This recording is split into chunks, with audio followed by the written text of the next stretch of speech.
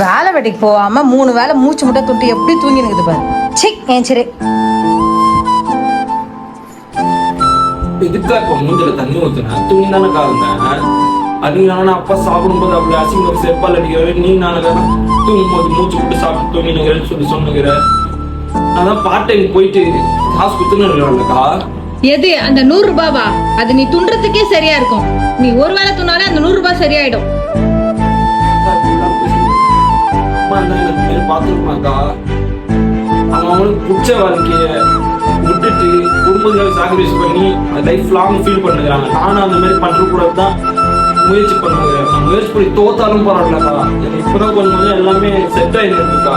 இப்ப நான் விட்டுட்டேன்னா நான் எங்கக்கா போவேன்? நான் செத்துட்டாக்கா. சொல்லுங்கக்கா. செத்து தொலை, அப்பயாச்சும் நாங்க நிம்மதியா இருக்கோம். நம்ம சக்ஸஸ் ஆகலன்னா நம்ம கூட இருக்கிறவங்களே நம்மளை மதிக்க மாட்டாங்க.